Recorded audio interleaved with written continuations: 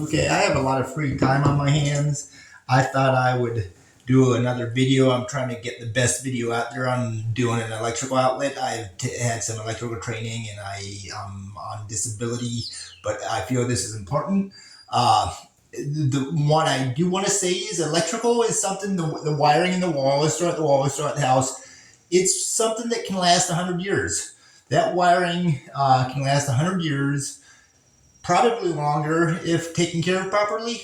It's something that doesn't need to really be replaced that much. So you want to respect that wiring in there. And the quality of the work does, you want to, the longevity of the house. You don't want to do bad work. You want to do good work. And it's one of those things, if good work is done, then it can make a house last as long as it possibly can. So you want to do good work and you don't want to lose copper. That's what I'm saying. You don't want to lose copper. That copper wiring can last 100 years. You can end up going through a lot of outlets in that time, especially if you have a house with a lot of people. The outlet might only last a year, might last 5 years, might last 10 years.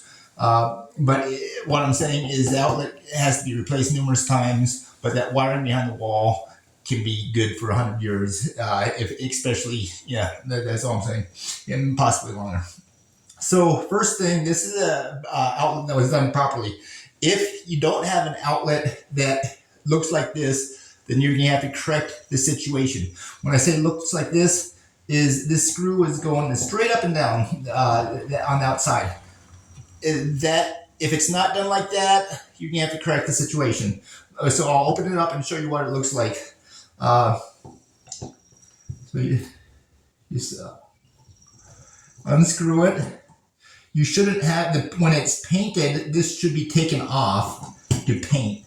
So a painter might have put it on wrong, or the electrical might have been done wrong. You don't know which was. The painter might not have been aware that screw was supposed to be straight up and down, or the electrician might not have been a quality electrician that did your electrical. So you're supposed to take that off to paint it, obviously. So when you paint it, you just like you're supposed to take off trim work, you're supposed to take off covers. So then you have the outlet, and these are new outlets. I guess it's not that big a deal if a painter, you don't expect a painter really necessarily, to pull out all the outlets and paint, even though that's what they should do so they don't get it on that outlets themselves. They should pull off. But since everybody has different trades, a lot of times painters will probably leave that outlet in there and paint over, and so you might get some white on the metal that's underneath there. That's not, that's what happens.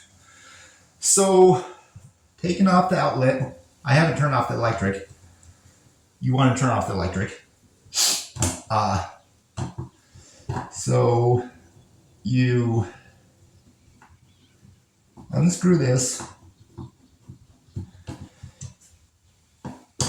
unscrew that. And now the first thing that you're going to want to do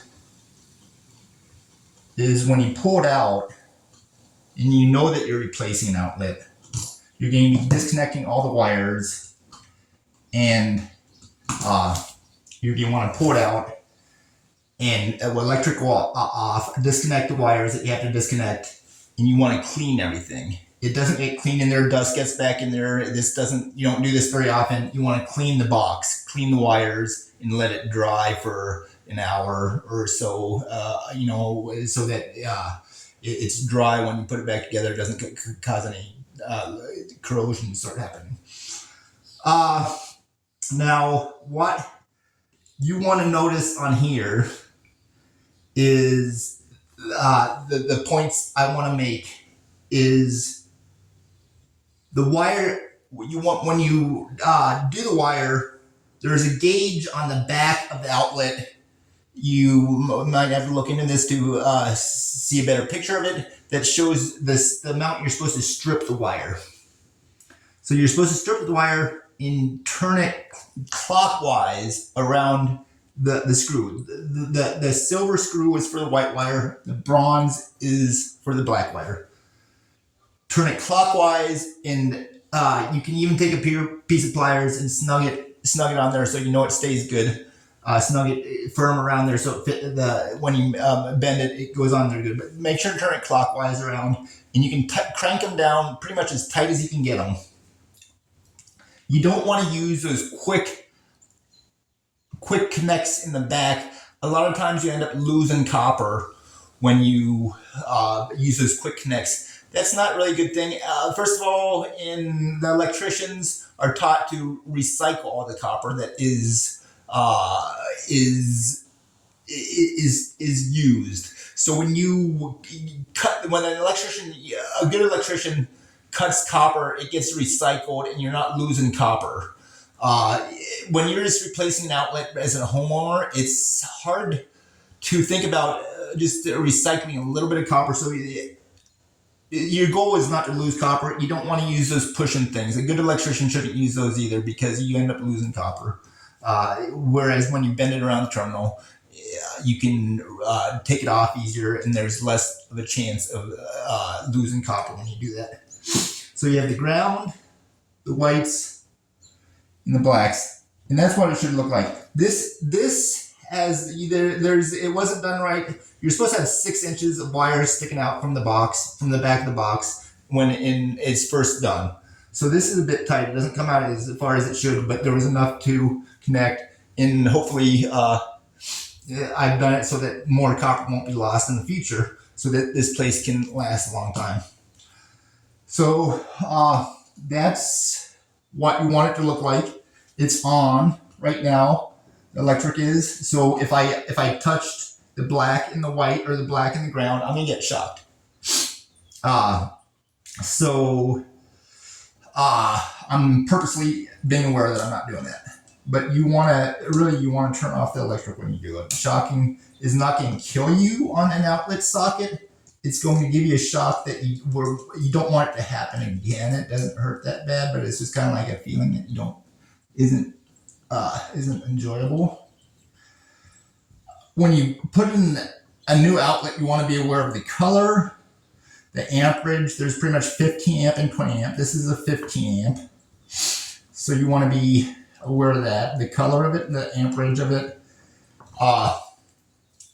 When I do it, I like having the ground at the bottom on all the outlets. So all the outlets you want to be the same, I suppose. And if your place is done opposite where the ground is at the top, then you want to, if you replace the outlet, you want that to be at the top also.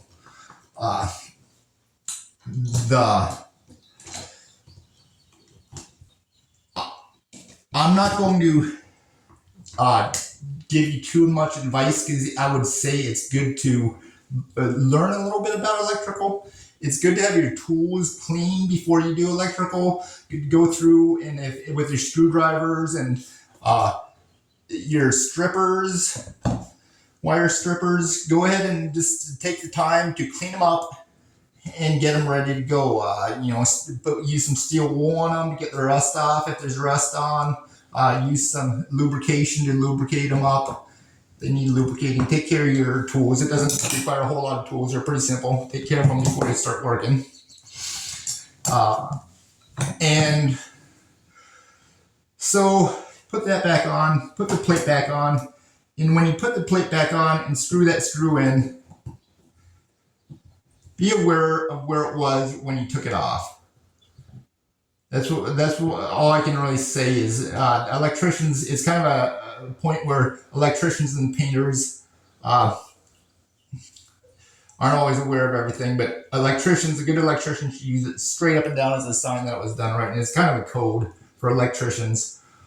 But then a painter might mess that code up and it was done right, or it might have been done wrong, and then a painter could come along and set it right, and it was a sloppy electrician that did it.